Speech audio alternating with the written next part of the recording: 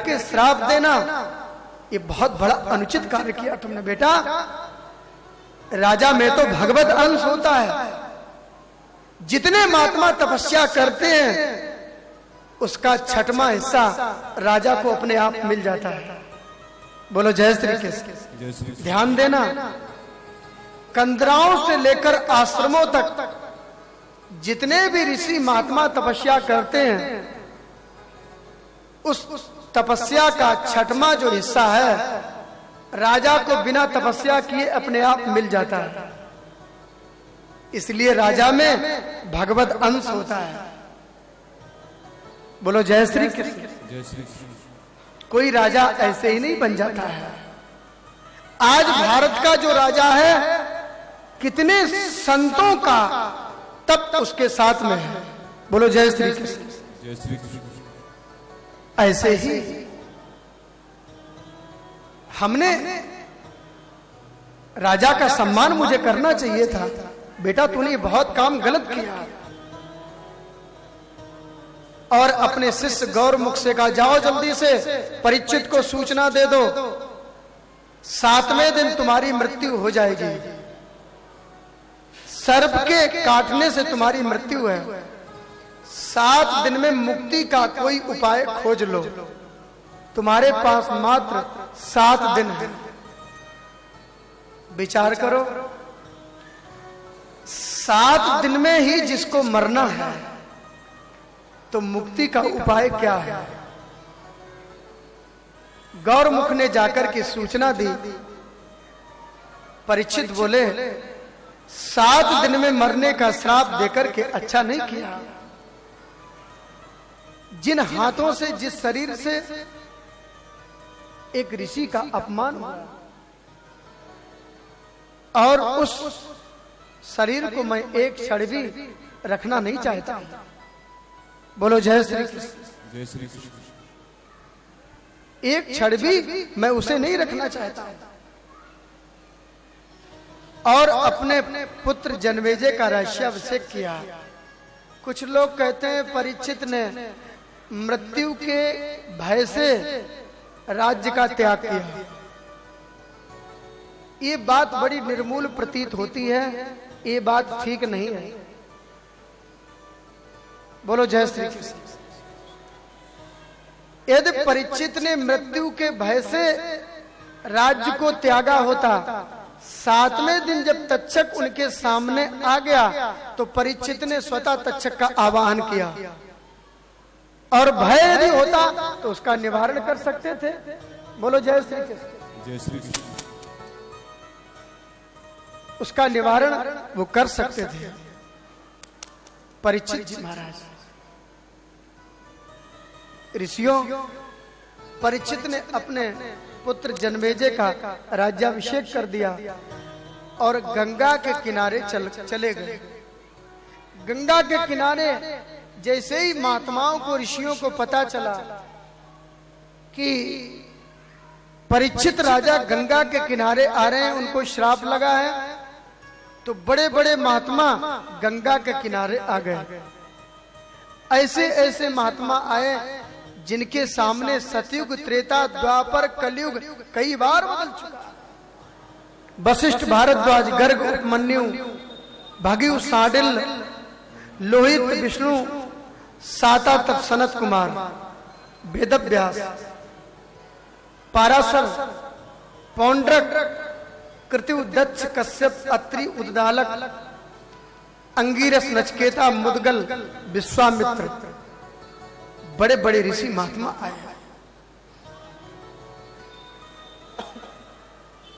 परीक्षित ने एक ही प्रश्न किया कि आज मैं बहुत बड़ा भाग्यशाली हूं, इतने बड़े श्राप के बाद इतने ऋषियों का मुझे दर्शन हो रहा है। अतः प्रेक्षाम संसिद्धिम योगी नाम परमम गुरुम पुरुषस्य यद कार्य म्रिय मानस सर्वथा। हम आप ऋषियों से यही पूछते हैं, 7 दिन में जिसको जाना है उसके लिए मुक्ति का कोई उपाय है? 7 दिन में जिसको मरना हो 7वें दिन उसकी मुक्ति कैसे हो। इधर प्रश्न किया, लेकिन परीक्षित का समाधान नहीं हुआ।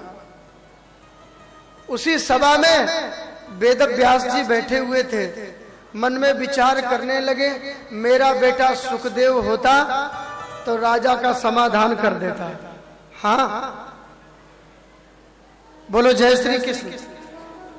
परीक्षित प्रश्न कर रहे हैं और सुखदेव जी समाधि में जंगल में हैं। अचानक सुखदेव की समाधि खुली और भाव जगा, चलो राजा के पास, चलो गंगा के किनारे परीक्षित के पास। सुखदेव जी सीधे गंगा की ओर चल चढ़े। और सुखदेव जी कैसे हैं? बोले, दिगंबरम वक्त्र विकीर्ण केशम प्रलंब बाहु सोमरोत्तमाभम। दिगंबर है, घुंघराली अलकावली शंख के समान गला, लंबी लंबी भुजाएं। सुखदेव स्वामी तो देवता से प्रतीत हो रहे थे। सुखदेव जिस नगर से निकले, नगर के बालक उनके पीछे दौड़ पड़े। राम राम राम, नंगा बाबा आ गया। कोई तो पत्थर मारता है, कोई तो मिट्टी फेंकते हैं, लेकिन सुखदेव परम शांत है।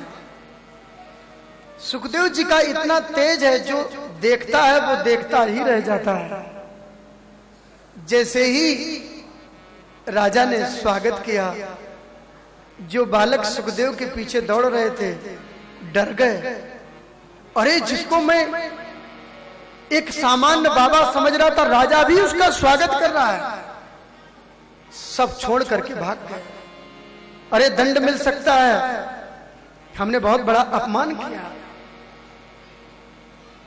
जहां पर बड़े बड़े महात्मा अमलात्मा बैठे हुए थे, सुखदेव जी दौड़े भागे आए और सीधे आकर के एक आसन खाली था, उस पर आकर के सुखदेव बैठ गए। 16 वर्षीय सुखदेव आज आकर के ऋषियों के मध्य में बैठ गए। आज सुखदेव को देख करके व्यास जी भी खड़े हो गए, उनके दादा पाराशर भी मुनि भी खड़े हो गए। क्योंकि बड़ा कौन है? जो ज्ञान में बड़ा है वही वास्तविक बड़ा है, जो त्याग में बड़ा है वही वास्तविक बड़ा है। ते सर्वे ज्ञान वृद्धश्च किंकरा शिष्य किंकरा। आयु में बड़ा बड़ा नहीं माना जाता है, जो वास्तविक ज्ञान और तप त्याग में बड़ा है वही वास्तविक बड़ा है। सुखदेव जी जाकर के आसन पर बैठ गए। प्रखर बुद्धि के सुखदेव ऋषियों के बीच में ऐसे लग रहे थे जैसे तारागढ़ों के मध्य में चंद्रमा। तारों के बीच में चंद्रमा की शोभा बड़ी अपूर्व होती है। परीक्षित ने अतिथि का स्वागत किया और चरण पकड़ करके बैठ गए। आज सुखदेव को लगा कि पात्र मिल गया। ज्ञान दिया नहीं जाता है, जब पात्र सामने आता है तो ज्ञान अपने आप हिलोरे मारता है। लगता है आज इसको सब कुछ उड़ेल दूं। परीक्षित ने अतिथि का स्वागत किया। सुखदेव के आज चरण धुले, चरणोदक लिया, चरण पकड़ करके बैठ करके प्रश्न किया। अतः प्रेक्षाम संसिद्धिम योगी नाम परमम गुरु पुरुषस्य यत् कार्या म्रियमाणस्य सर्वथा। म्रियमाण व्यक्ति का क्या कर्तव्य है? जल्दी मरने वाले को क्या करना चाहिए? उसकी मुक्ति कैसे हो? ये प्रश्न किया परीक्षित ने। और परीक्षित कहते हैं आज मैं आप पर ही निर्भर हूं, आप ही मेरा मार्गदर्शन करें। ये जीवात्मा तो बहुत अल्प है, बहुत छोटा है। आप विशाल हो, आप सिंधु हो, मैं बिंदु हूं। जब बिंदु सिंधु में जाता है तो बिंदु भी सिंधु मिल जाता है, सिंधु बन जाता है। और मेरा मार्गदर्शन करें। नन्हा सा फूल हो, नन्हा सा फूल हूँ मैं, चरणों की धूल हूँ। नन्हा सा फूल हूँ मैं, चरणों की धूल हूँ मैं। आया हूँ मैं तो तेरे द्वार, गुरु जी मेरी पूजा करो स्वीकार। गुरु जी मेरी पूजा करो स्वीकार। नन्हा सा फूल हूँ मैं, चरणों की धूल हूँ मैं। नन्हा सा फूल हूँ मैं, चरणों की धूल हूँ मैं। आया हूँ मैं तो तेरे द्वार, गुरु जी मेरे पूजा करो स्वीकार। गुरु जी मेरे पूजा करो स्वीकार।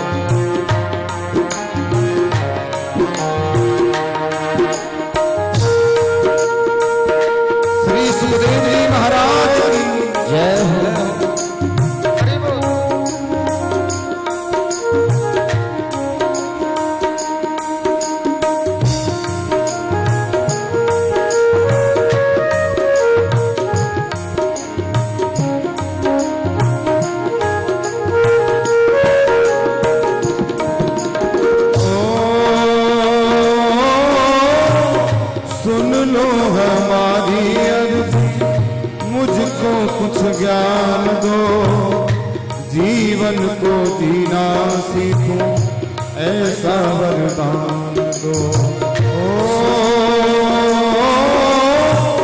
सुन लो हमारी अर्जी, मुझको कुछ ज्ञान दो, जीवन को जीना सीखूं, ऐसा वरदान दो। सूरज से शान पाऊं, चंदा समान पाओ। सूरज से शान पाओ, चंदा समान पाओ। इतना सा दे दो उपहार, गुरु जी मेरी पूजा करो स्वीकार। गुरु जी मेरी पूजा करो स्वीकार। नन्हा सा फूल हूँ मैं, चरणों की धूल हूँ मैं। नन्हा सा फूल हूँ मैं, चरणों की धूल हूँ मैं। आया हूँ मैं तो तेरे द्वार, गुरु जी मेरे पूजा करो स्वीकार। गुरु जी मेरे पूजा करो स्वीकार।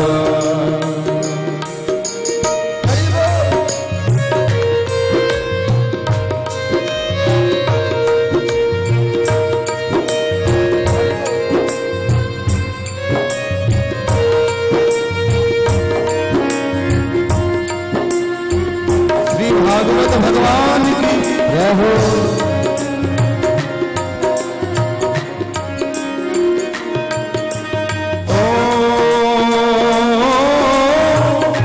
मैं तो निर्गुणिया, बस इतनी बात है, मेरे जीवन की डोरी अब तेरे हाथ है।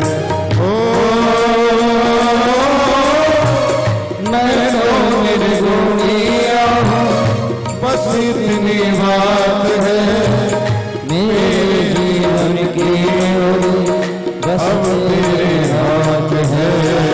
थोड़ा सा गुण मिल जाए, निर्धन को धन मिल जाए। थोड़ा सा गुण मिल जाए, निर्धन को धन मिल जाए। मानो तुम्हारा उपकार, गुरु जी मेरे पूजा करो स्वीकार। प्रभु जी मेरे पूजा करो स्वीकार। नन्हा सा फूल चरणों की धूल हूँ मैं, नन्हा सा फूल हूँ मैं, चरणों की धूल हूँ मैं। आया हूँ मैं तो तेरे द्वार, गुरु जी मेरी पूजा करो सिंगार, गुरु जी मेरी पूजा करो स्वीकार। गुरु मंगलम गुरुपाद मंगलम, गुरु मंगलम गुरुपाद मंगलम, गुरु मंगलम गुरुपाद मंगलम, गुरु मंगलम गुरुपाद मंगलम, गुरु मंगलम गुरुपाद मंगलम, गुरु मंगलम गुरुपाद मंगलम, गुरुपाद मंगलम, गुरु मंगलम गुरुपाद मंगलम, गुरु मंगलम गुरुपाद मंगलम, गुरु मंगलम गुरुपाद मंगलम, गुरु मंगलम गुरुपाद मंगलम, गुरु मंगलम गुरुपाद मंगलम, गुरु मंगलम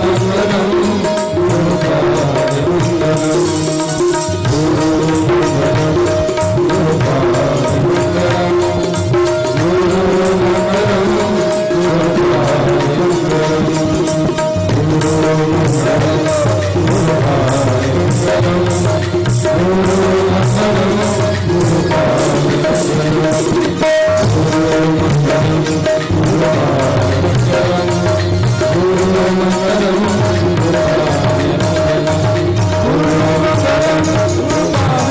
गुरुपाद मंगलम, गुरु मंगलम गुरुपाद मंगलम, गुरु मंगलम गुरुपाद मंगलम, गुरु मंगलम गुरुपाद मंगलम, गुरु मंगलम गुरुपाद मंगलम, गुरु मंगलम गुरुपाद मंगलम, गुरु मंगलम गुरुपाद मंगलम, गुरु मंगलम गुरुपाद मंगलम, गुरु मंगलम गुरुपाद मंगलम, गुरु मंगलम गुरुपाद मंगलम, गुरु मंगलम गुरुपाद मंगलम। श्री सद्गुरुदेव भगवान की जय। जय जय श्री राधे। अतः प्रेक्षाम संसिद्धिम योगिनां परमं गुरु, पुरुषस्य यत् कार्य म्रियमाणस्य सर्वथा। म्रियमाण व्यक्ति का क्या कर्तव्य है? जल्दी मरने वाले को क्या करना चाहिए? सुखदेव जी ने सुना, प्रसन्न हो गए। परीक्षित बोले, बरिया निस्ते प्रश्न क्रतो लोक हृतो निर्वाह, आत्मविसम्मता पुंसाम श्रोतव्या दिशया। बरिया ने स्ते प्रश्न, तुम्हारा जो प्रश्न है वो लोक कल्याणकारी है। तुम्हारे हृदय में श्री हरि विराजमान है, इसी के कारण तुम ऐसा प्रश्न करते हो। दो भक्त जब आपस में मिलते हैं, वो वही चर्चा करते हैं जिस संवाद में प्राणी मात्र का हित हो। तुम्हारा प्रश्न तुम्हारे लिए नहीं, लोक कल्याणकारी है। बरिया ने ते प्रश्न, तुम्हारा प्रश्न करतो लोक हृतो निर्वाह, लोक कल्याणकारी। आत्मविसम्मता पुंसा श्रोतव्या दिशया परा। परीक्षित, ये मानव की आयु बहुत कम है।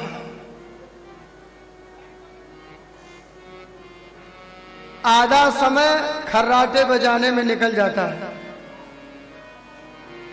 हाँ, मान लीजिए 100 साल की आयु है आधा समय खर्राटे बजाते हैं और दिन में सोते हैं, वो इष्टरा है। हाँ, निद्रिया, आधा समय इसका सोने में चला जाता है। बचा कितना? आधा। फिर ये शादी विवाह करता है और बहुत सारे बच्चे होते हैं, बेबाए ने चबा बया। फिर बच्चों का शादी विवाह, ये 30 वर्ष उठने बैठने में चले जाते हैं। और यदि 100 वर्ष की आयु हो ना, तो 20 वर्ष हिसाब से पहले निकाल देने चाहिए। बोलो जय श्री कृष्ण। हाँ, उस अवस्था में पहुंचोगे तो भजन नहीं होगा। भजन करने बैठे, घुटने में दर्द हो गया, क्या करें, घोटू में बड़ी तकलीफ है। हाँ, थोड़ा ध्यान कर रहे थे, खांसी आ गई बड़ी जोर से, कंठ घुर घुर करता, सांस नहीं ली जाती। क्या करें, सांस लंबी लंबी निकल रही है। उस अवस्था में भजन नहीं होता है। इसलिए कथा सुनने के बाद ये प्रतिज्ञा करो, हम जहां पर भी रहेंगे, दुकान में बैठेंगे, रसोई बनाएंगे, लेकिन जिह्वा से हम भगवान नाम लेते रहेंगे। मन से उसका स्मरण करते रहे। ये हमें करना चाहिए। एक क्षण का भरोसा नहीं है, लेकिन ये जीव इतना निकम्मा है, इसकी आदत सुधरती नहीं है। हाँ, इसकी बेवकूफी जो है ना, ये हटती नहीं है। ये इतना गाफिल रहता है। जिसकी मार खाने की आदत हो ना, फिर बिना मार खाए सुधरता नहीं है। बोलो जय श्री कृष्ण। जय श्री कृष्ण। परीक्षित आधा समय यूं ही निकल जाता है। छोटे से बालक को विद्यालय भेजते, माता पिता बालकन बुलावे, उधर भरे सोई राज सिखावे। छोटा सा बच्चा 10 किलो का बस्ता, जा बेटा विद्यालय। क्या पढ़ने जाता है? बोले बस बंगला कैसे बने, डिग्री कैसे मिले। हाँ, और फिर बड़े होके शादी कैसे हो। अरे भाई, इस विद्या को अर्थकरी विद्या कहते हैं, ध्यान देना। ये अर्थकरी विद्या कभी कल्याण करने वाली नहीं है। इसे विद्या नहीं कहते हैं। ज्ञान का रास्ता कुछ और अलग ही है। यदि उधर भरने का जो साधन है, वो पशु पक्षी भी तो करते हैं। आहार निद्रा भय मैथुनम चा सामान्य मैतत् पशुभिर नराणाम धर्मोई तेसा अधिको विशेषो धर्मेण हीना पशुभि समाना। आहार निद्रा भय और मैथुन ये पशु भी करते हैं। पशु को भूख लगी, ठीक करो, पशुओं को भूख लगी तो गए और पेट भर गया, आकर के बैठ गए।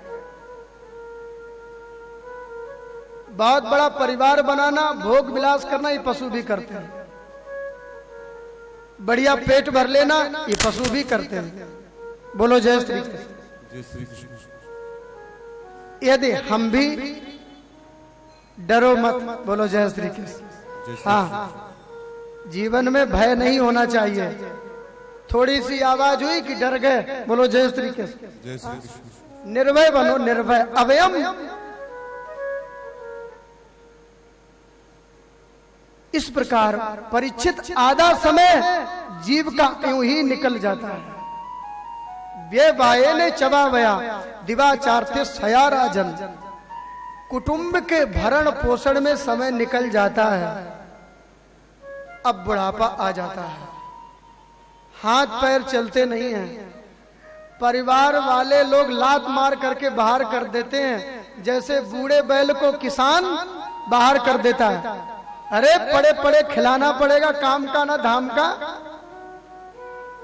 आंखों से देखने को मिलते हैं ऐसे दृश्य। हाँ, ध्यान देना, गधे को कभी भी पारिश्रमिक नहीं मिला। मिला कभी? जब भी गधे को इनाम मिला तो 4 डंडे ही मिले। लगे रहो, गधे की तरह जुटे रहो, बोलो जय श्री कृष्ण। लेकिन अंत में वही संबंधी बाहर कर देंगे, जैसे बूढ़े बैल को किसान बाहर कर देते। लड़कपन खेल में बीता, जवानी मोह नींद मर बीती, बुढ़ापा देखकर रोया। अब उसे ध्यान आया जब चिड़ियां सारे खेत को खाली कर गई। परीक्षित, तुम चिंता ना करो, क्योंकि तुम्हारे पास अभी 7 दिन है। बोलो जय श्री कृष्ण। हाँ, खटवांग राजा ने एक मुहूर्त में ही मुक्ति प्राप्त कर ली। खटवांगो नाम राजर्षिर ज्ञात वित्ता मिया ईसा मुहूर्ता सर्व मुत्सृज्य गतवान अभयम हरिम। परीक्षित, तुम अभय हो जाओ, भयभीत मत हो। खटवांग राजा ने एक मुहूर्त में मुक्ति प्राप्त की, तुम्हारे पास 7 दिन है। मन का कनेक्शन भगवान से जुड़ा कि मुरली वाला मिला। सिर्फ ये मनीराम है ना, ये मोहन से मिल जाए, मनमोहन। बोलो जय श्री कृष्ण। मन की मत है अटपटी, झटपट लकई न कोए। जब मन की खटपट मिटे तो छटपट दर्शन होए। ये मन ही तो है। मन एव मनुष्याणाम कारणम बंध मोक्षयो। मन के मारे बन गए बनतज बस्ती माए। कहे कबीर मन लालची एकौ ठहरत नाय। ये मनीराम है ना, यही भटका करके रखते हैं। ध्यान देना, साधको मन जो कहे वो काम कभी मत करना। बोलो जय श्री कृष्ण। हमेशा मन के खिलाफ चलना, जिसे आ गया समझ लो उसने भगवत प्राप्ति कर ली। हमेशा मन के खिलाफ चलो। मन कहता है रसगुल्ला खाने में बड़ा अच्छा है, तो फिर रसगुल्ला मत खाओ, छोड़ दो। कोई सामने भी रखे रसगुल्ले को, छोड़ दो। हम रसगुल्ले के दास नहीं है, आधीन नहीं है। बोलो जय श्री कृष्ण। इतना नियंत्रण अपनी इंद्रियों पर होना चाहिए। आंख देखना चाहे वही हम ना देखें। अरे आंख, मैं तेरी इच्छा कभी पूरी नहीं होने दूंगा। जिह्वा जो कहे, फिर जिह्वा से कहो अरे जिह्वा तू कितने जन्मों से मुझे भटका रही है, अब मैं तेरे चक्कर में फंसने वाला नहीं। जिसने रसना को नहीं जीता वो कभी भी कोई भी इंद्रिय पर विजय नहीं प्राप्त कर सकता। ध्यान देना, अभी आगे सुखदेव जी बताएंगे। हम लोग होड़ लगाते हैं तुमने ऐसी चीज खाई, बोले ना तो तुम्हारा जीवन व्यर्थ है। बोलो जय श्री कृष्ण। लोग बड़े बड़े उत्सव करते हैं, हे भगवान, इतना लाइन लगाते गिनते गिनते दिमाग खराब हो जाए। आधा खाएंगे आधा फैलाएंगे। जैसे पशु खाता है वहीं पर पटकता है और कुचल के चलता है। हमें जीना नहीं आता है। वास्तविक जिसे जीना आ गया उसने परमात्मा की प्राप्ति कर ली। भगवान ने दुनिया बनाने में कहीं भूल नहीं की। क्या उसे दुनिया बनाना नहीं आया, अथवा मुझे इस दुनिया में रहना नहीं आया? ये प्रश्न सामने खड़ा है। उसने तो दुनिया बहुत सुंदर बनाई है, लेकिन हमें इस दुनिया में रहना नहीं आया। कैसे रहना चाहिए? हमें परिवार में भी एक दूसरे से व्यवहार करने का भी ज्ञान नहीं है। जो मर्जी आई वही कर बैठे। तो भगवान की सुंदर दुनिया